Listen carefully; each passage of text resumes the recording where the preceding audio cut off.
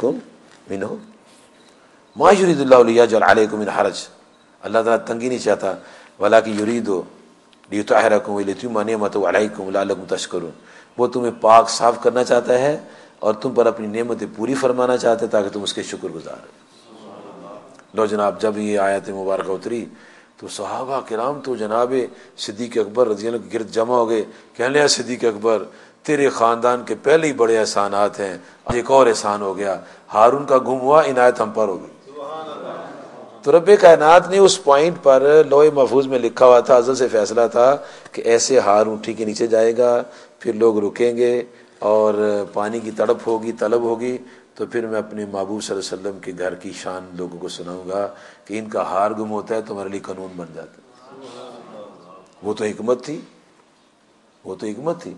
اللہ تعالیٰ یہ بھی بتا سکتا تھا نا کہ ہار اونٹنی کے نیچے ہے، اللہ تعالیٰ کو کوئی رکاوٹ تھی؟ اللہ نے بھی نہیں بتایا، رسول کریم سے آرام سے لیٹے رہے۔ تو اللہ پاک نے تیمم کی آیات اتار دی کہ تیمم کرو۔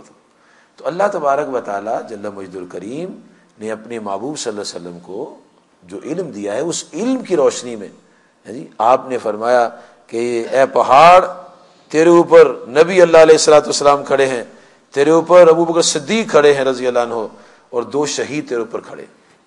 وہ علم جو اللہ تعالیٰ نے دیا ہوا تھا نا، اس علم کی روشنی میں نبی صلی اللہ علیہ وسلم نے فرمایا۔ جناب امام بخاری نے بھی اس کو رقم کی ہے، معلوم ہوتا ہے امام بخاری صحیح العقیدہ مسلمان تھے، اعتراض نہیں کرتے تھے نبی صلی اللہ علیہ وسلم پر۔ وہ امتی کیا جو اپنے نبی پر اعتراض کرے؟ وہ امتی کیا ہے؟ امتی تو وہ ہوتا ہے کہ جو اپنے نبی صلی اللہ علیہ وسلم کی ہر بات کو قبول کرتا ہے۔ اور اللہ تعالیٰ کے نبی صلی اللہ علیہ وسلم کتنی واضح یہ باتیں سنائی۔ نبی کریم صلی اللہ علیہ وآلہ وصحبہ وبارک وسلم نے صحابہ کرام کو ارشاد فرمایا، جناب طلحہ بن عبید اللہ روایت کرتے ہیں، یہ عشرہ مبشرہ میں سے ایک صحابی ہیں، فرماتے ہیں کہ رسول کریم صلی اللہ علیہ وسلم فرمایا لکل نبی رفیق، ہر نبی علیہ السلام کو ایک دوست ہوتا ہے، وہ رفیقی، اور میرا بھی رفیق ہے۔ ہر نبی علیہ السلام ایک رفیق ہوتا ہے، دوست ہوتا ہے، میرا بھی ایک رفیق ہے۔ صحابہ نے پوچھا یا رسول اللہ سے وہ کون ہے؟ فرمایا عثمان غنی۔ تو یا رسول اللہ سے وہ کہاں ہے؟ فرمایا فی الجنہ، جنت میں میرے ساتھ حضرت عثمان غنی ہوگی۔ آقا صلی اللہ علیہ وسلم نے حضرت عثمان غنی رضی اللہ تعالیٰ عنہ کی زندگی میں ان کی شہادت کا اعلان کیا، اور پھر ان کو یہ فرمایا کہ عثمان رضی اللہ عنہ جب یہ وقت آئے تو صبر کرنا ہے، اللہ تعالیٰ تمہیں ایک قمیص عطا فرمائے گا، لوگ اس کو چھیننا چاہیں گے تو تم نے وہ قمیص نہیں اتارنی، وہ خلافت کی قمیص تھی جو رب کائنات نے ان کو عطا فرمائی تھی۔ اور نبی کریم صلی اللہ علیہ وآلہ وصحبہ وبارک وسلم کی ذات پاک نے ان کے مناقب، ان کی خوبیاں، ان کی رفتیں، ان کی عظمتیں بیان فرمائی۔ ایک دن جناب حضرت مرہ بن قعب رضی اللہ عنہ فرماتے ہیں سمیعت من رسول اللہ صلی اللہ علیہ وسلم ذکر الفتنہ، آقا صلی اللہ علیہ وسلم فتنے کا بیان فرما رہے تھے، فقرب فمر رجل، تو جب آپ ذکر فرما رہے تھے تو آپ نے ان فتنوں کو ایسے قریب کر کے بیان کیا، اتنے میں ایک شخص گزرا، تو آقا علیہ السلام فرمانے لگے کہ یہ جو شخص جا رہا ہے جب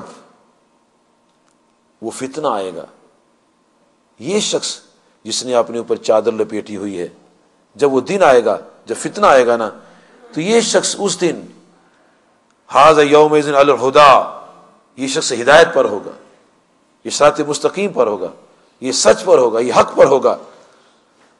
فقمت الیہ، جناب مرہ بن قعب فرماتے ہیں میں اٹھ کر ان کے پاس گیا کہ دیکھو یہ کون شخص ہے، فیض و عثمان بن عفان، تو حضرت عثمان بن عفان رضی اللہ عنہ۔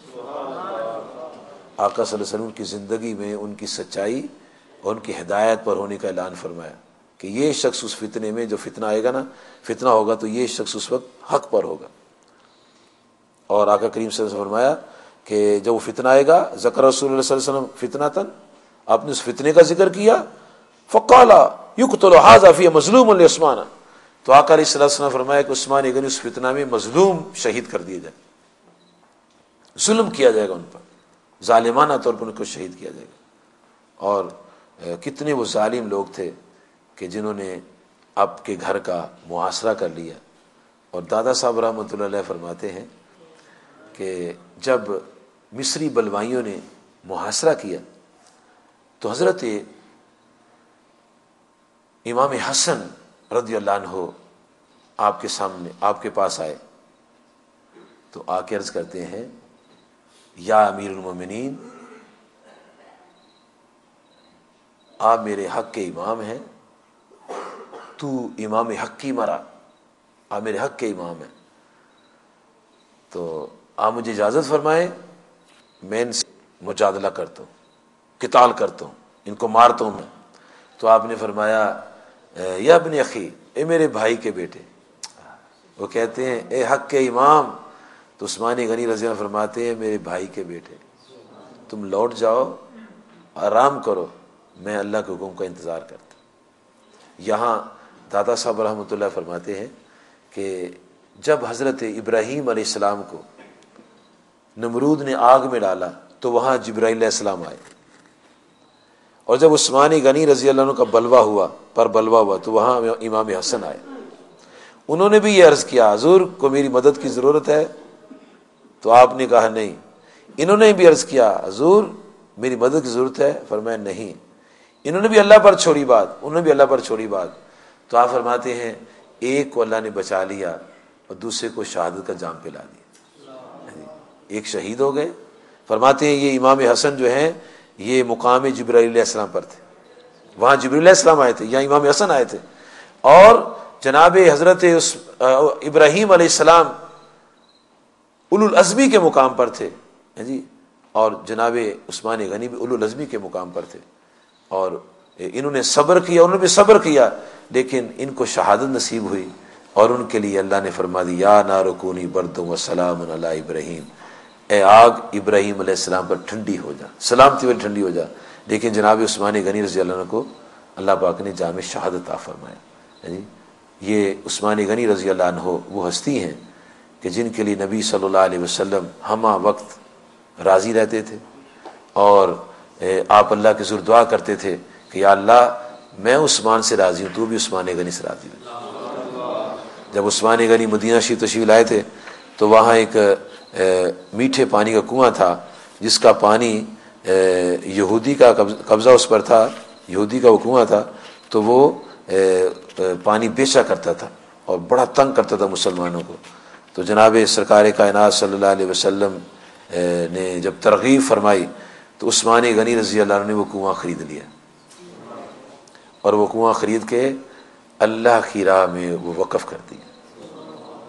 اور بڑے بڑے غزوات میں آپ نے بڑی مالی امداد فرمائی، اسلحے کی صورت میں جی، مال و زر کی صورت، درم دینار کی صورت میں. اور نبی صلی اللہ علیہ وسلم ان کے لیے دعا فرماتے تھے یا اللہ میں اس سے راضی ہوں، تو بھی اس سے راضی ہو جائے. ان کی صبر والی زندگی، استقامت والی زندگی، پاکیزہ زندگی، طیب زندگی، طاہر زندگی ہمارے لیے نمونہ ہے. وہ کتنے رسول کریم صلی اللہ علیہ وسلم کے احترام کرنے والے تھے، کتنا ادب کرتے تھے اور کتنی جان نثاری کرتے تھے. جب مکہ شریف گئے تو مکہ والوں نے کہا کہ اے عثمان تم چلے آئے ہو، تم تو عمرہ کرو اور طواف خانہ کعبہ کرو. تو عثمان غنی رضی اللہ عنہ نے فرمایا کہ میں اپنے آقا علیہ الصلوۃ والسلام کے بغیر خانہ کعبہ کا طواف نہیں کروں گا.